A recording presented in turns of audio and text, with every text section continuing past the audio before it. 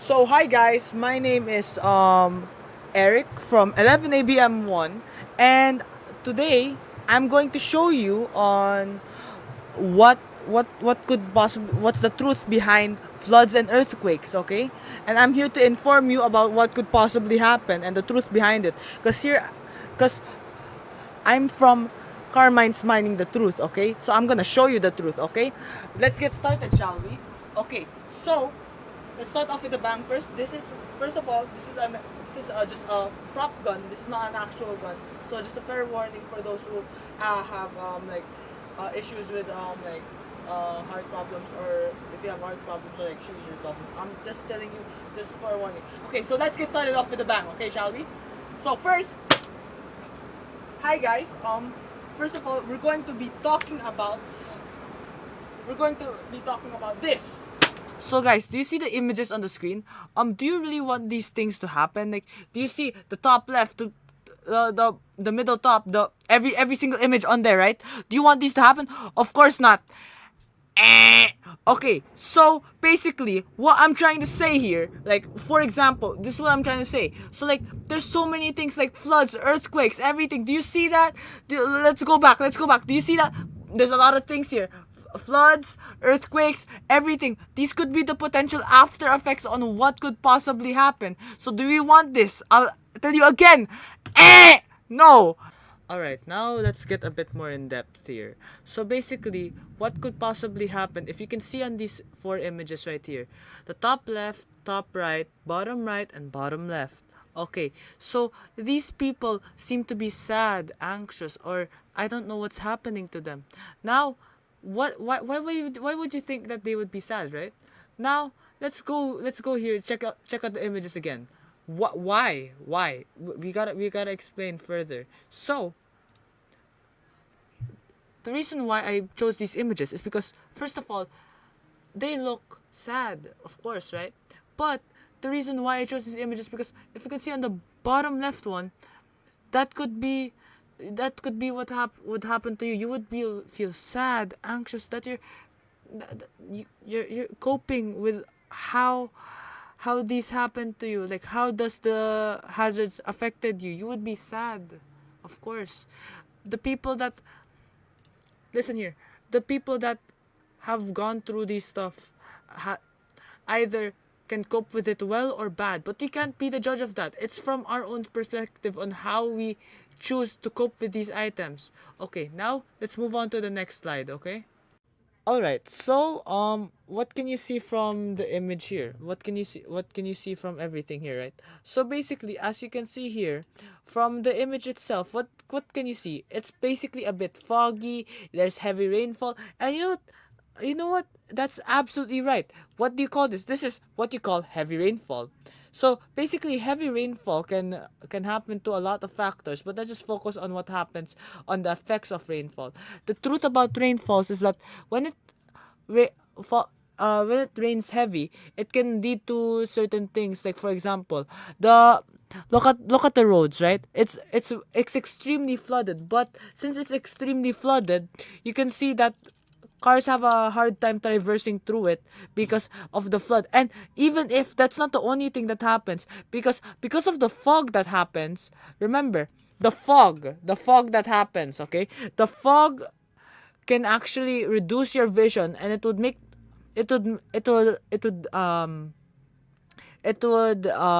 if you're, for example, you're driving, right? You're driving and your window's foggy, you have less vision in there, so you can't drive properly without proper vision. And you know what's another factor leading to rainfall? It's, of course, it's floods. All right. So basically, what happens here at the floods is that you can see that the streets are flooded, obviously, but that's because it's a factor to rainfall. And what do you think is another factor to rainfall? What? Give me. Oh wait, no, I can't hear you. Obviously, you're just viewers from the audience. So basically, what another factor to it is cyclones and storm surges. Typhoons could typhoons, essentially, what happens there is basically, in typhoons, like, even like if we're on the edge of a typhoon or if we're inside a typhoon, there's heavy rainfall and storm surges that could possibly happen in this area. areas. And in Metro Manila, there is some certain places that storm surges can pass through and possibly flood the area, because here in Metro Manila, we are in of course in the name Manila, we're gonna get flooded. Like, if you can see from the images, it would be hard to traverse. It would, like I said, from a while ago, it's heavy rainfall. From a while ago, it's basically all connected in one way. So if you can see from these images, that it's basically the same effects, but this time, now since it's flooded, now it would damage like areas. Like, for example, it would water damage areas. Like, for example, it could get into your homes and even cause even more pollution. Now, there is pollution that happens in these areas that will possibly even make your place even more dirty than usual, and that's not good. That is really not good. All right, so now let's try to move on to the next one and hopefully solve on what we're trying to get at here. So now we're back here, back to where it somewhat started. Okay, so from where we started now, I want to tell you something. Okay, I know this seems reused. This is what we seen before from what we've seen in the video, but hear me out, hear me out. You can see here on the images on presented on the screen, you can see here presented on the screen is it's the same things again. Why did I show these images before? Oh wait, doesn't it kind of make sense that these images are from floods and earthquakes and heavy rainfall, storm surges, and the after effects of those things?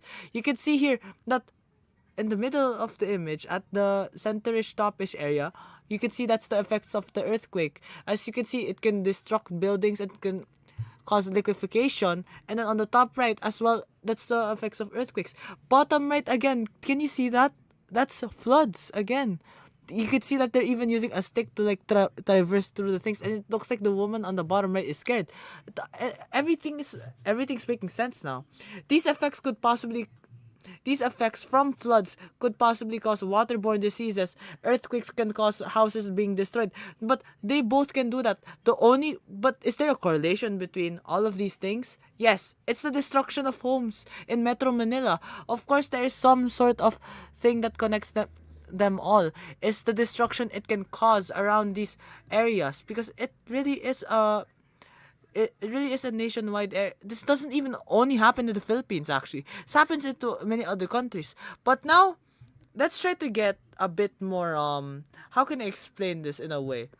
Let's try to get a bit more into a bit more advanced here. Now let's try to go to the next slide and see what happens next. Okay, so as we move on to the other slide, as you can see here, that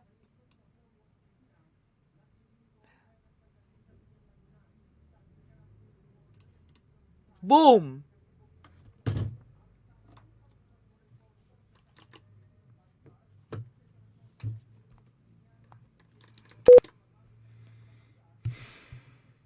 Now, as you can see from the photos here, this is overloading you with information. You're wondering what is happening here. Well, what is actually happening here? Basically, you can see here on these images, these maps on the screen, you can see that there's many different types of colors: green, red, yellow, blue, orange. What does that mean exactly? Well, if you could see here on the images, there is different yellow, green, purple. These are like places on where it is common. But like, okay, even I don't understand this. I'm going to be honest to you, but there is another way that we can find out on where these places are common. This is why I'm showing you these maps, because I'm showing you on where these are common and where these could happen and how severe it could get. There's another way to counteract this. You can just go to your local news articles, news websites. You can check AccuWeather, CNN News. Wait, what else do we have? We even have ABS-CBN News. We have so much news articles and weather websites that we can counteract this. So, do we really need geological maps? Yes, but do we need it in day-to-day life? Well, it really depends on you. If you want it a bit more advanced and more specific, I would suggest you use a geological map. But that's where it ends off here. I would like, this is the end of my presentation. I am done with this presentation. Thank you for watching. I hope you had a fun time here. Listen, I'll see you guys later, and I hope you guys have a fun day. I hope you learned something here. Shout out to those websites and news articles that helped me during this presentation. Thank you and goodbye. I'll see you next time. Bye bye.